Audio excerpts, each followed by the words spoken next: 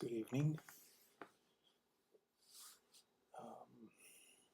Long week, and I'm going to do sort of a multitude of videos tonight and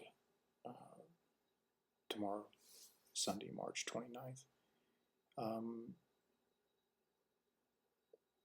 a little distracted because my recording cam seems to be doing some funny things. So ultimately, I wanted to do sort of a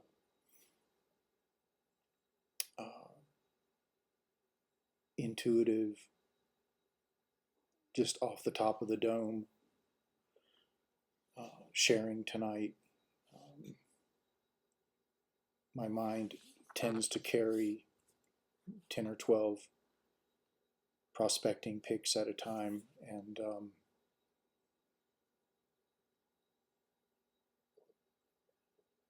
I feel like just as thoughts and feelings rise up, I express that and hopefully help some people ground and go about their day to day in a different way.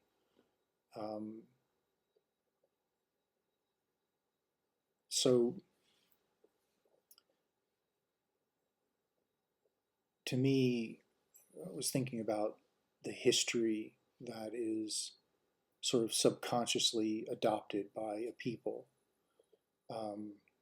Subconsciously meaning that the influence is there through beliefs and attitudes and things that children are taught.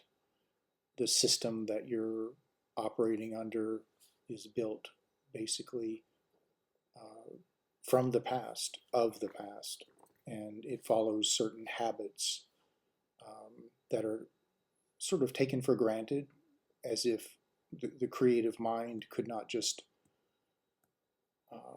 disrupt that pattern and completely change it, which it could. One thing I was thinking about today is how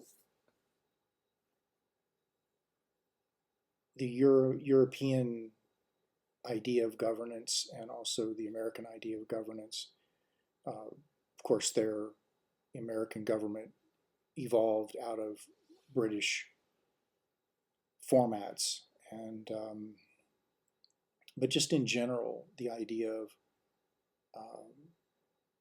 a supreme leader, for instance, or a president, or a governor, or a congressman, a czar, and so forth. This idea of one person being in charge, I think it's dysfunctional, personally. I think it's way too much, not just power to give to one person, but it's unnatural. Let's say that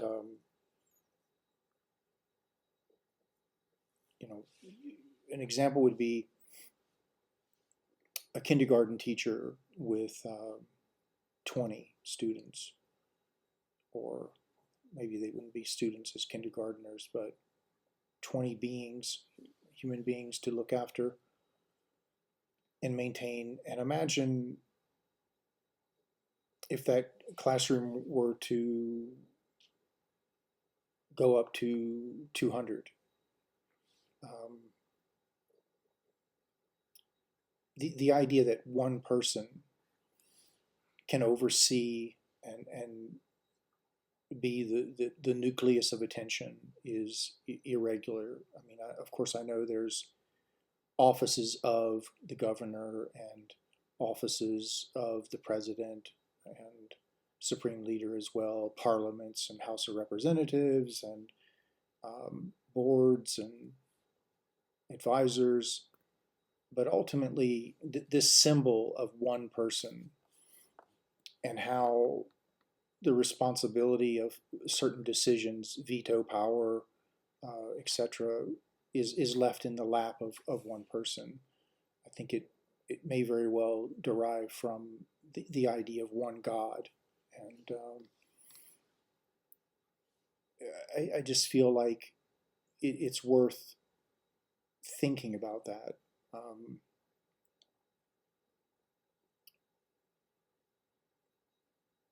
And considering what it would be like to do away with that entirely and have a council,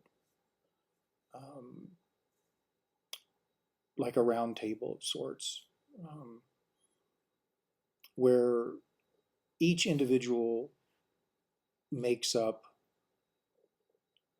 decisions. I mean, of course, Congress and Senate are similar bodies, but ultimately the president also has powers to, as we can see now with the Iranian assault, the illegal Iranian assault, the president can go over these bodies and completely declare war and do something illegal and not be stopped. So it just goes to show you of the severe handicap, this idea of emboldening one person to shoulder such a massive project, even if it's just on the local state level.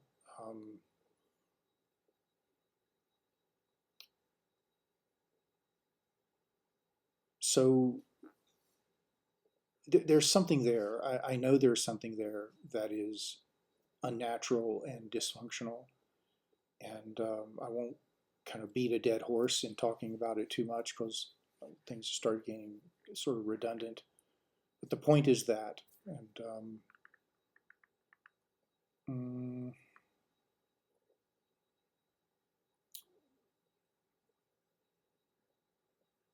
so history surrounding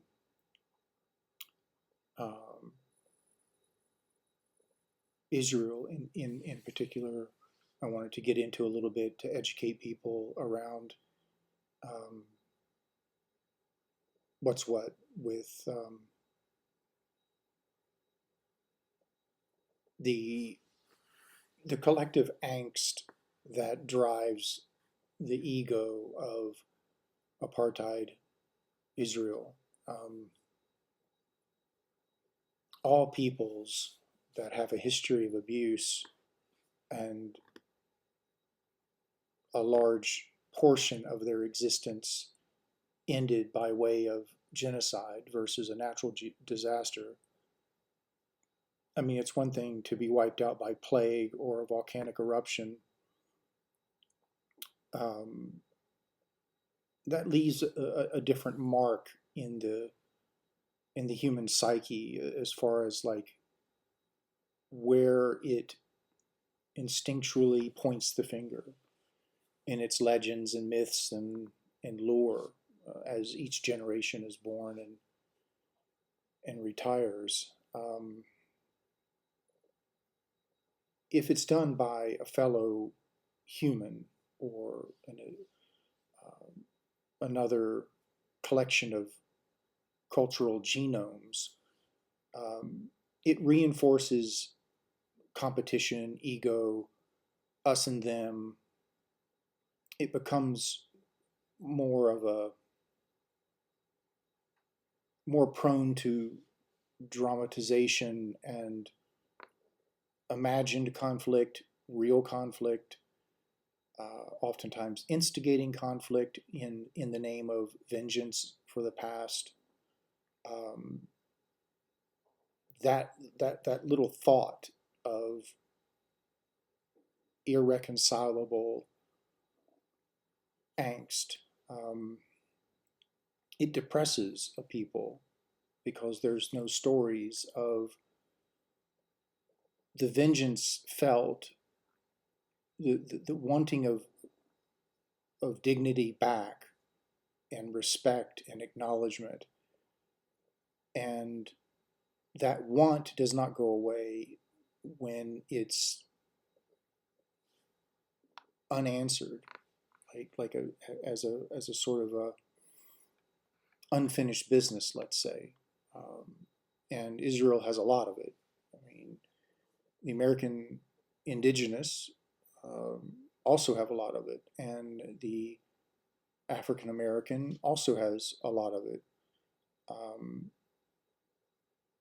The Haitians, the Cubans, and Ukraine is now, right now, collecting their unmet debts that they'll carry for 4 or 5, maybe 10 generations. Who knows how long it will take. America ultimately has no culture because it's too young to have a culture.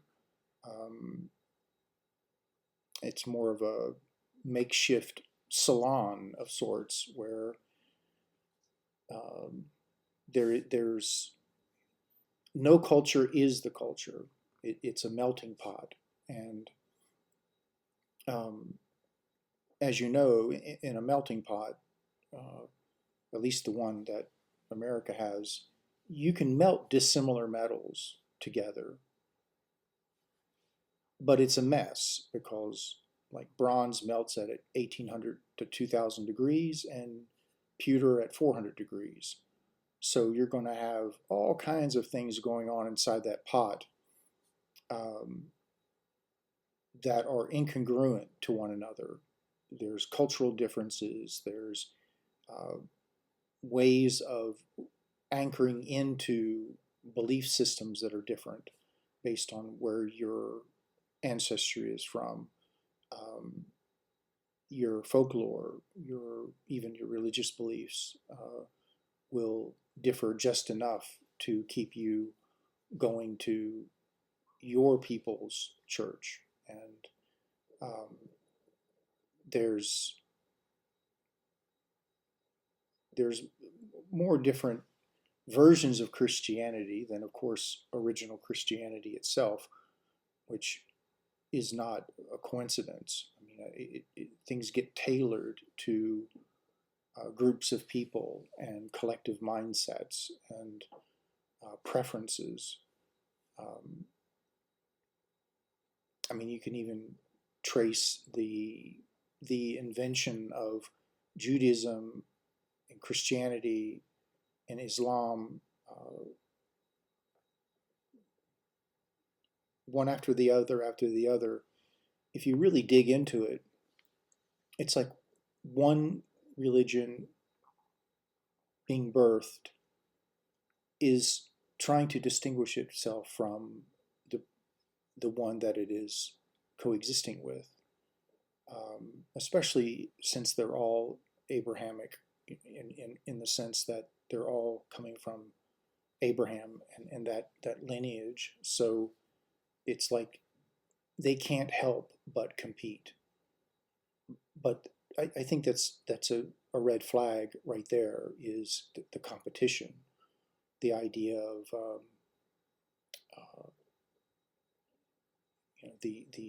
the worship of a singular God. Of course, that's not unique to Judaism. I mean, the Zoroastrians of Persia also worshipped one God, and that was before Judaism came around. And there was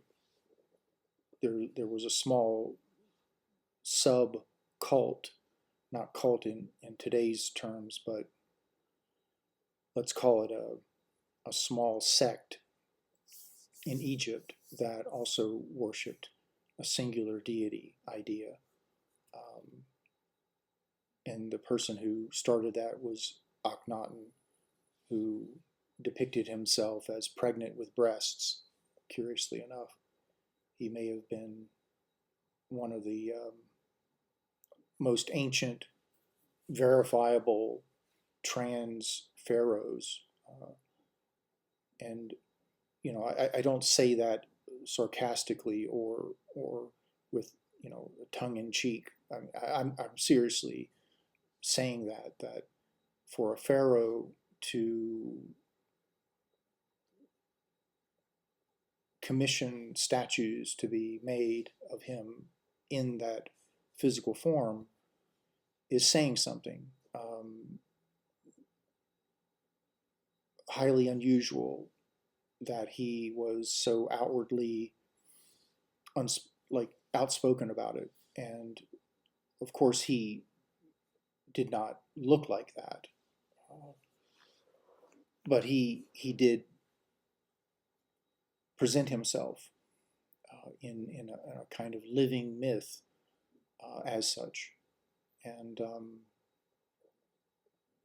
his sect and rites and rituals and all that was eventually demolished by the larger religious bodies of Egypt.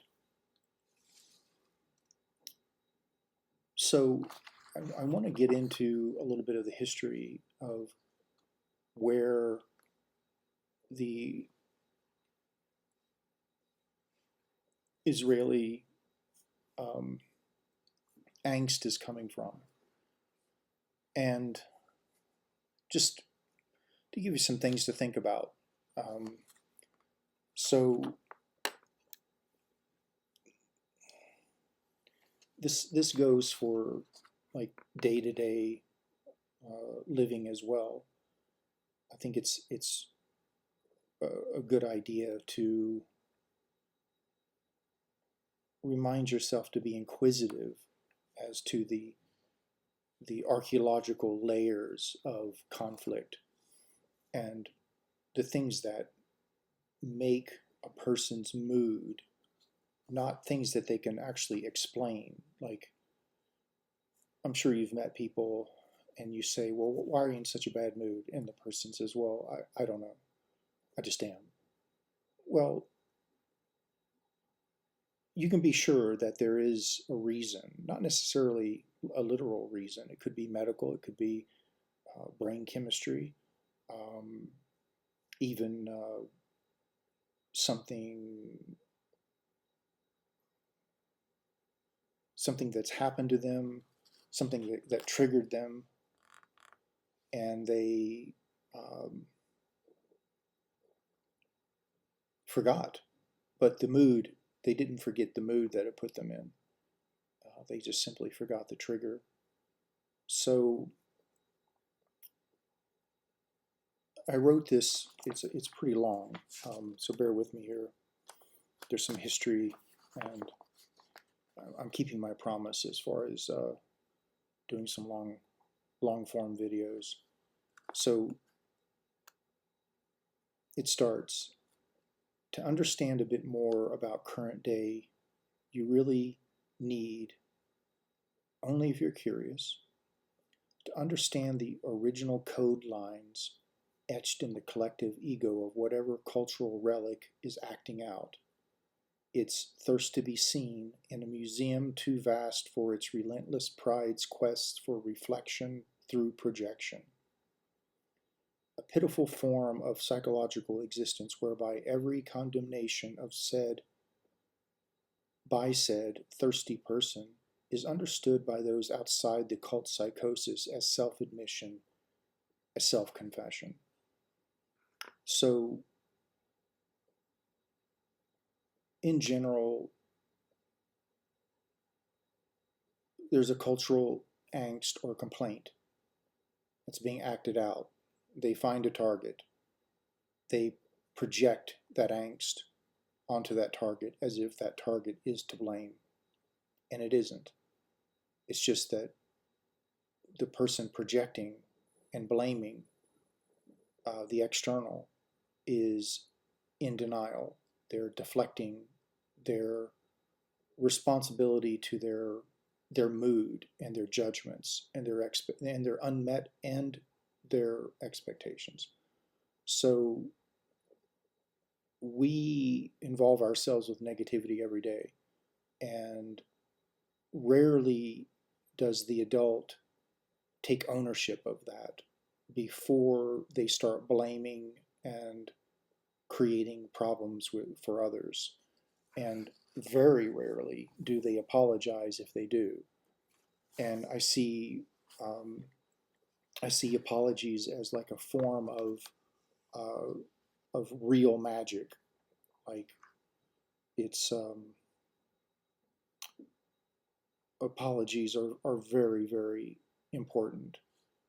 And there's a quote organ in the human psyche that knows a real apology versus one that's been forced, or through the intonation of a person's voice and facial expressions.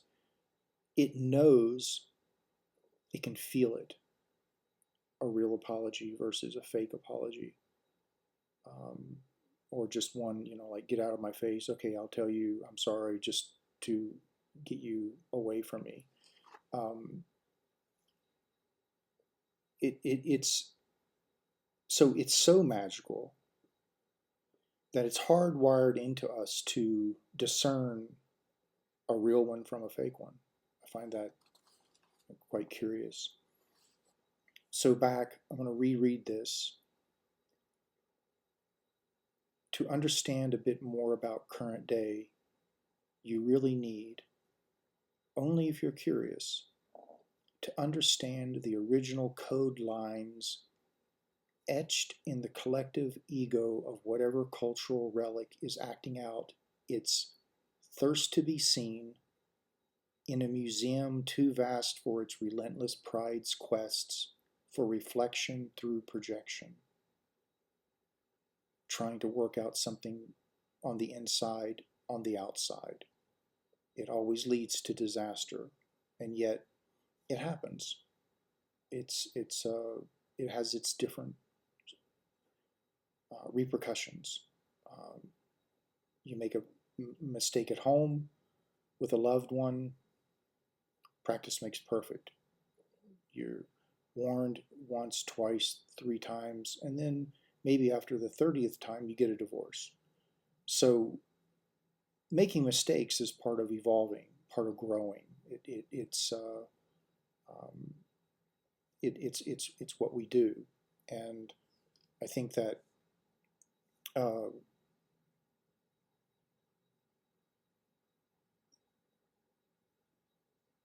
depending on the scale of the mistake, it can be a way to evolve. But there are certain mistakes that are more critical, or more uh, it threatens the mortal existence of the person who's making it. It's like, strike one is strike three. And that goes back again to this whole idea of putting one person in charge. Um, there's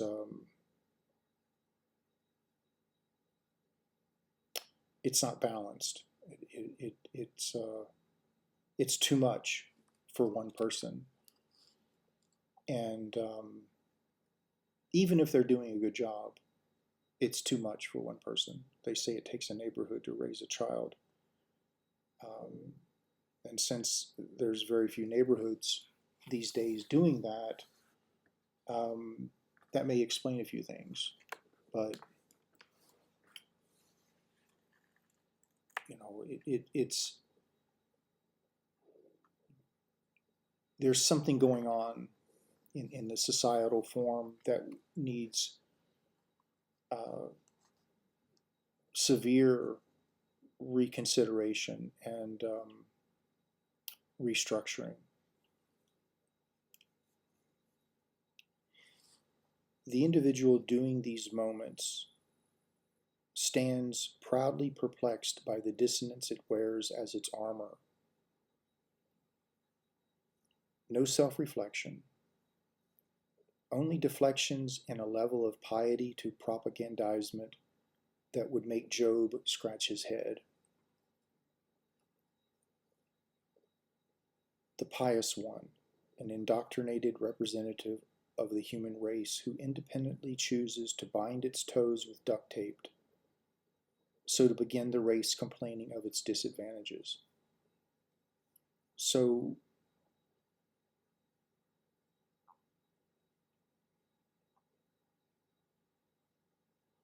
we speak in contradictions all the time. We claim one thing and disagree with it in the next breath, and we're okay with that.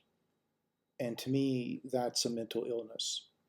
This idea of having two opposing points of view as if they support each other when they don't. A form of high functioning hypocrisy, for instance. And the result of that hypocrisy goes somewhere. It's not just ignored. Even if it's ignored, it's still stored. So ignored, still stored. It creates the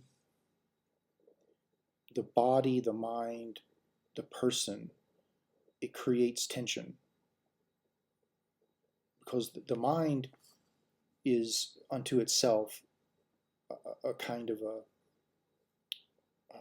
creature, and it has its own feelings and its own ways of being outside of the fact that we're using it to express ourselves. But ultimately, if you lie and you know you're lying, that creates something, that there's something going on there. No matter what you do, your coping mechanisms, how you deflect, how you deal with it, how you hide it, how you're proud of it, whatever you do to neglect owning up to it and finding out, well, why am I lying all the time? And how can I do better because I don't like to live like this? Now, some people do. That's a whole other conversation. How it is that a lifestyle of exaggeration, lying, being inconsiderate, how that builds and evolves into not a human being, but a thing, a distortion of sorts. And who's to say that that's not natural for the psyche that lives inside that particular human? It's not an excuse for them to go about day to day abusing others. And yet it happens. It happens with police departments where they're, someone who wants to join the police department has issues with injustice and also having been harmed in some way. Usually lawyers, policemen, soldiers, they all have a history of some injustice that has triggered them into getting into a line of work of either protecting others from said injustice or becoming the victimizer, going from being the victim to victimizer, which is completely aligned with Israel, where the Ashkenazi Jews come over from Europe after World War II, Holocaust survivors, and immediately the victim begins victimizing. And that's displaced vengeance. Now, had they invaded Germany and occupied Germany and made Germany Israel, we'd be speaking and singing a different song. But that's not what happened.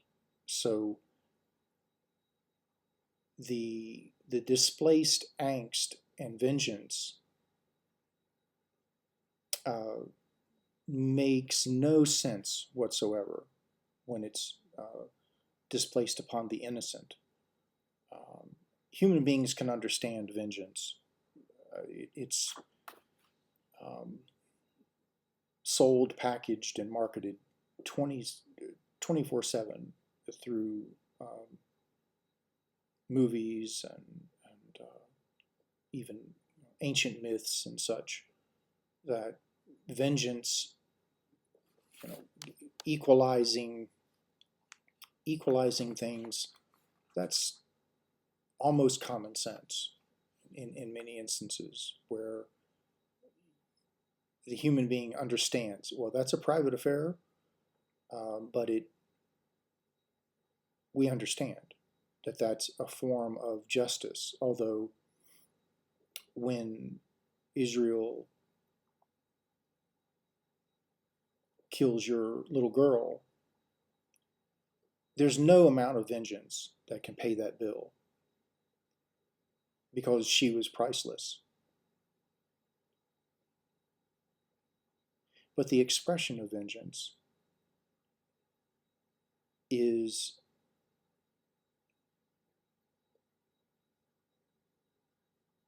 it's a form of expressing a truth, and that has to be enough, because the price can never be paid. It's a loss of a priceless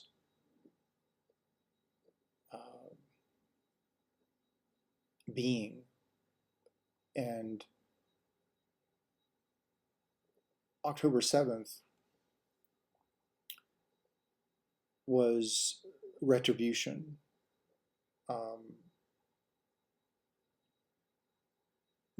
Many of those men going into IDF territory and neighborhoods,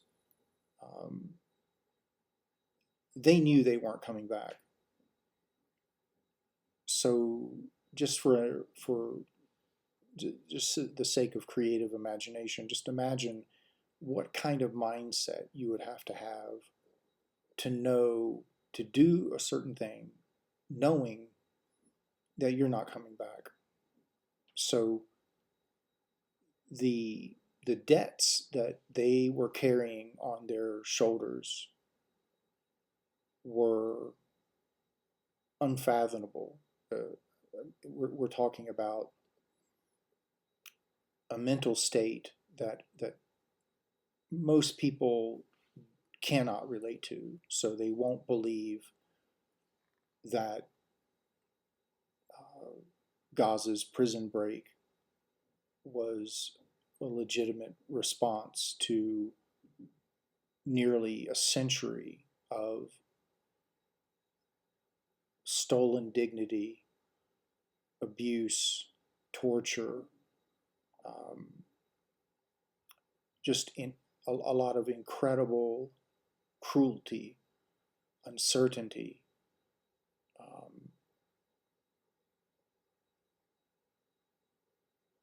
being ashamed and reminded that you are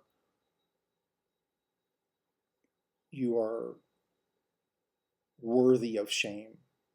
The not only the physical torture, but the mental and emotional torture, the embarrassments that, grown ass adults can only take but so much. And it's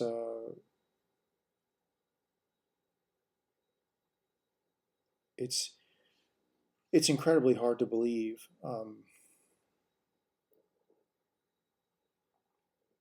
that more people don't empathize with just the common sense around enough is enough. I guess in America and Europe, the coping mechanisms distract people enough that they maybe don't have any personal experience around such things. I do. And when I first heard about October 7th, I started digging into it. I have a lot of Jewish Israeli friends. So they know I'm not anti Semitic. And And yet I also called them out on their fairy tale that they were trying to sell me over the phone when they started tripping out that I was reporting on the truth around Israel's history, the ahistorical rewriting of history that the Zionist so-called historians are doing, the way that they use archaeology to steal land from Palestine or Palestinians. The Zionist archaeologists will go in and they'll find a shard of pottery in someone's backyard and say, "Oh well, this belonged to my great great great great uncle's cousin's niece's nephew's mother, and therefore your land is mine." So uh, I lost some friends, maybe more friends than I know, because I also post on Facebook and I have a Substack called Paradox House. The link's down below in the description section of this video. So I don't think they were expecting pushback, at least educated pushback. They said convincingly to me certain things around Israel, and I pushed back. I had already been amassing a lot of research in the first 2 or 3, 4 weeks. So when I threw out the name Theodore Herzl, the Balfour Papers, and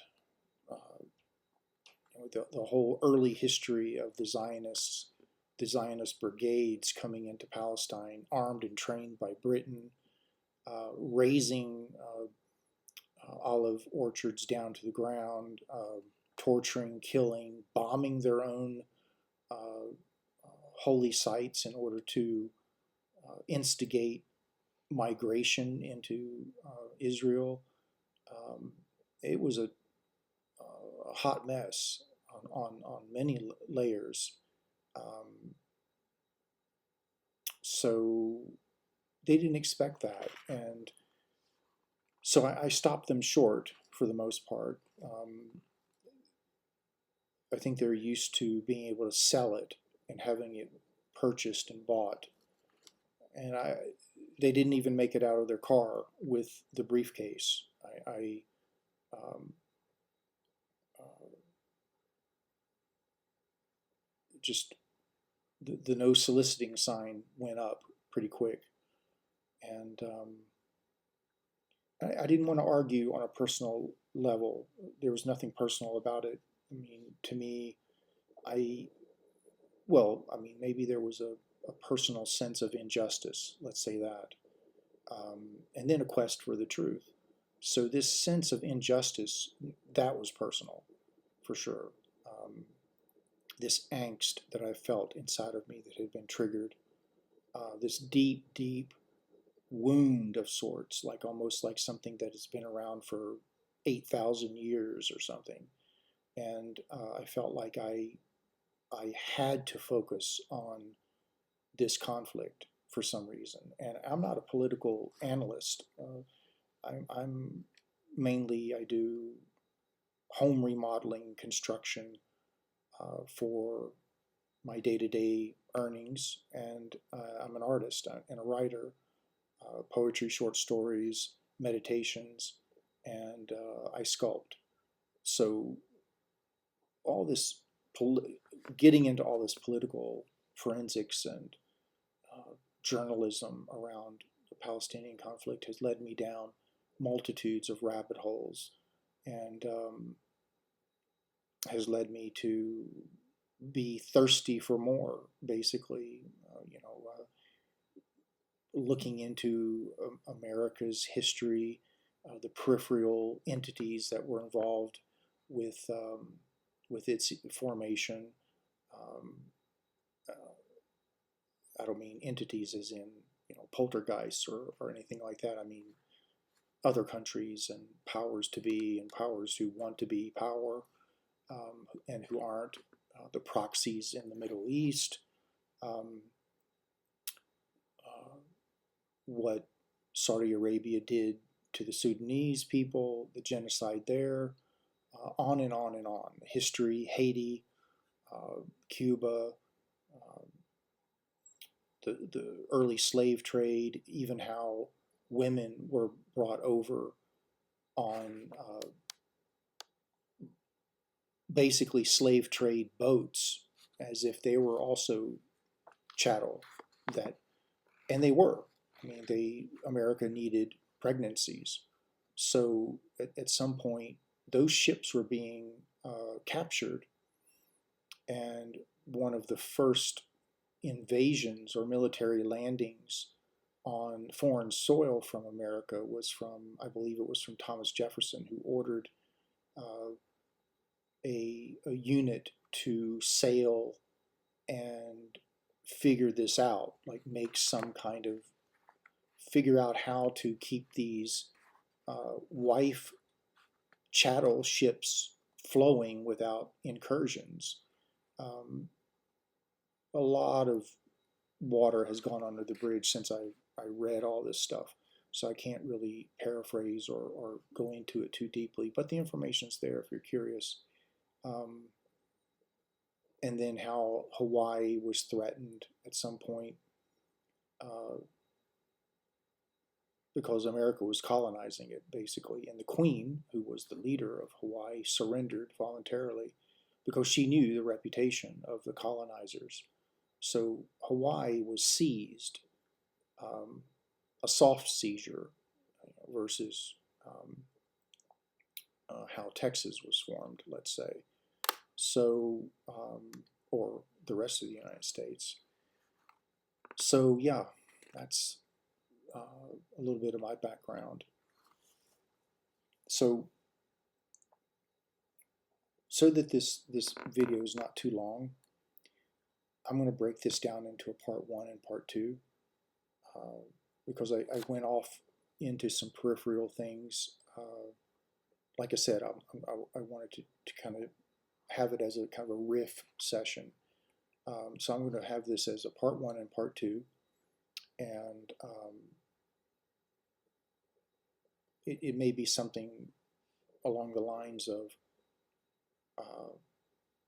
Rome and Palestine, or well, let's just say it's going to have the word Rome in it because Rome is the focal point here. So I say here, so let's start with Rome. And these are quotes, first from the Hoover Institution, and then Teach Democracy, and then a publication called Quora, Quora, and you can be sure that based on my American pronunciation of said word, it's not the right pronunciation. So it says, the Romans punished Jews primarily for political rebellion and defiance of imperial authority, notably during the First Jewish-Roman War, 66 to 73 CE, and the Bar Kokhba Revolt, 132 to 136 CE. These revolts were viewed as treason, resulting in the destruction of the temple, mass enslavement, and restrictions aimed at ending Jewish independence. So there was an acknowledgement of their independence, and then there were these rebellions, revolts, and ultimately there was punishment.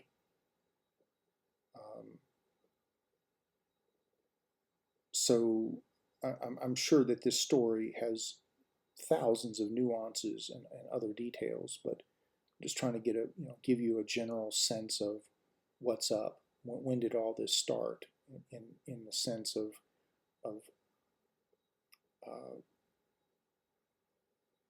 their relationship with the Romans, and of course there's history further but I want to focus on the Romans here. Key reasons for Roman punishment: rebellion and insurrection, persistent violent revolts against Roman rule, especially in Judea, led to massive military crackdowns, refusal to worship the emperor. Jews refused to participate in Roman religious festivals or offer sacrifices to Roman gods, which was considered disloyal.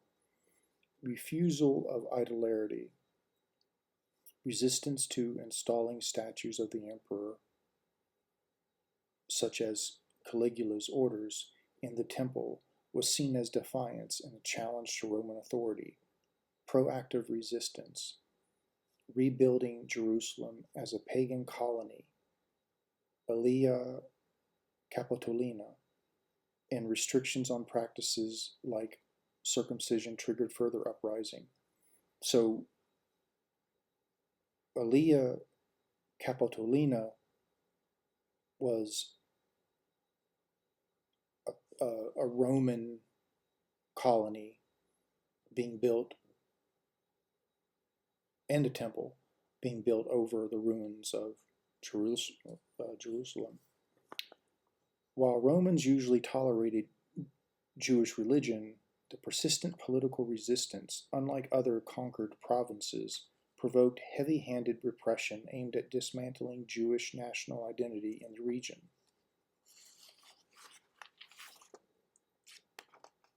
So I made a note here, and then I'm going to end this video pretty soon. But it's going to start back up in the middle of this. I make a note, it's important to not skim over references in a generalized outline of said reasons, like what's Aelia Capitolina, for instance. Digging down further refines what might turn into an uninformed opinion.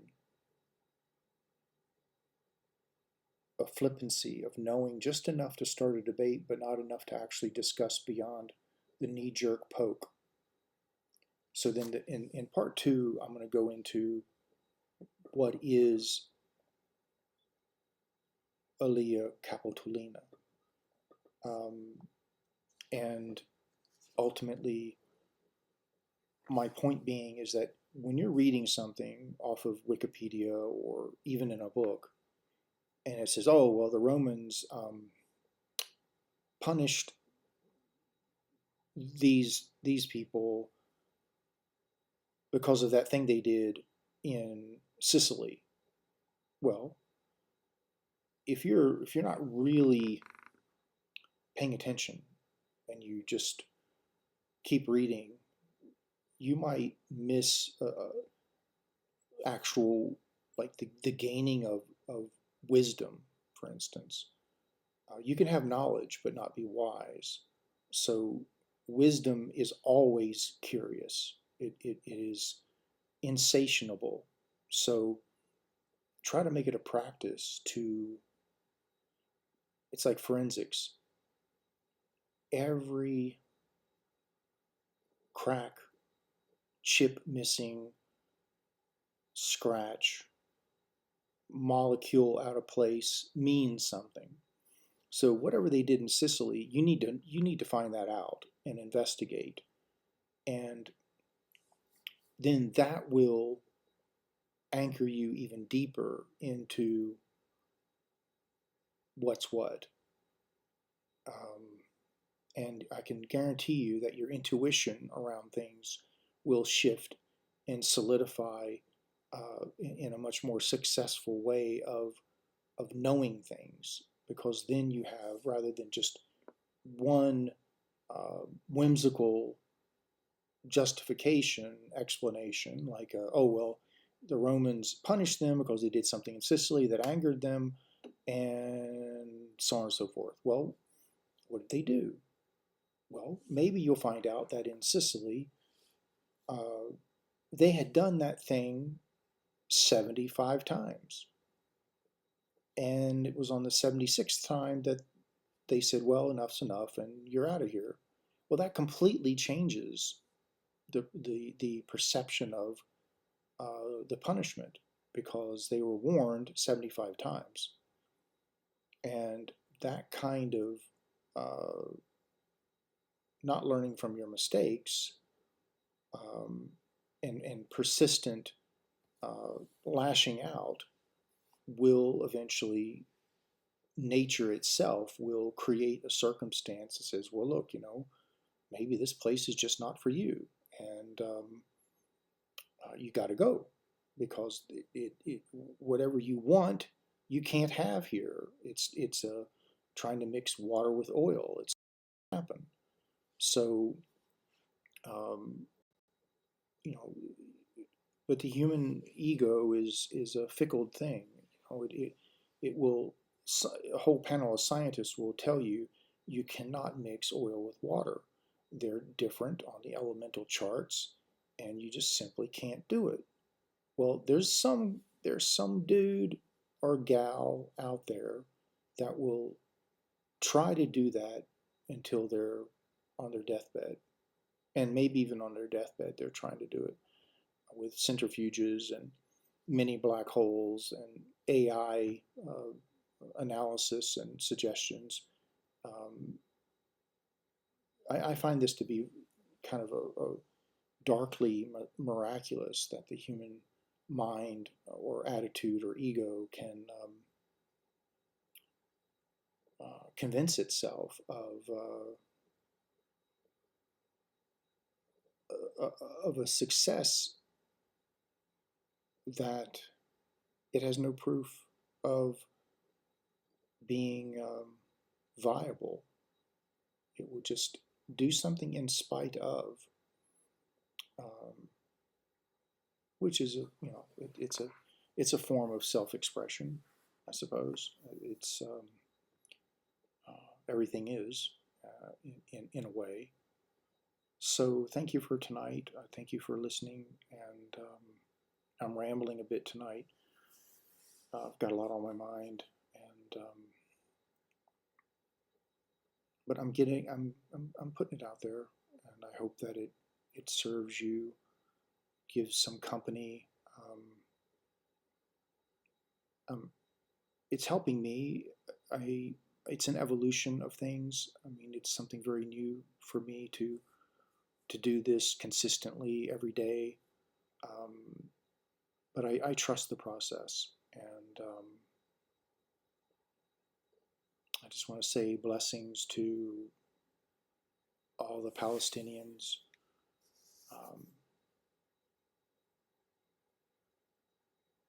the Yemen people, the Sudanese people, conflict zones in Africa,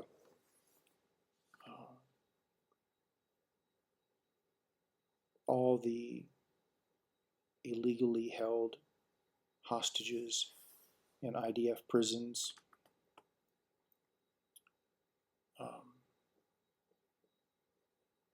the people who are hunkered down in the West Bank, fearing for their lives, fearing for the lives of their children,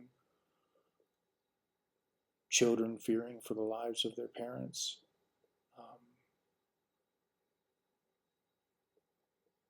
While unhinged, unchecked psychopathy roams the streets like skinwalkers. We're in, well, we've always been in dubious times. It's just a matter of how thick is the veil that keeps you from seeing it. But the veil is thinning, let's say. President Trump is proof of that. He is the most transparent president in American history. I mean, he's absolutely dysfunctional as an adult and a president, and he's a pathological liar. But he tells the truth when he lies, if you know what I mean. And if you don't, I mean that he is being true to himself. There's no, he has no character on the side, like a political persona, let's say. So you've got what you got, and you ask for it. And but as far as Palestine is concerned, I truly don't believe that Kamala Harris would have been any different than genocide Joe Biden. I think that AIPAC has infiltrated the American politics. And don't forget about Mossad, AIPAC and Mossad. I'm not going to say it's a fact, but I would say that it's a good bet that Mossad and AIPAC work in tandem with one another. Quid pro quos, leaning, leverage, extortion. I know that Jeffrey Epstein was very close to Israel, and Israel is a safe haven for many of, well, let's just say many people who may be in trouble if they're ever subpoenaed, but now they're in Israel. So a lot to talk about, a lot to share, and yeah, I look forward to part 2. Thank you, folks. Good night.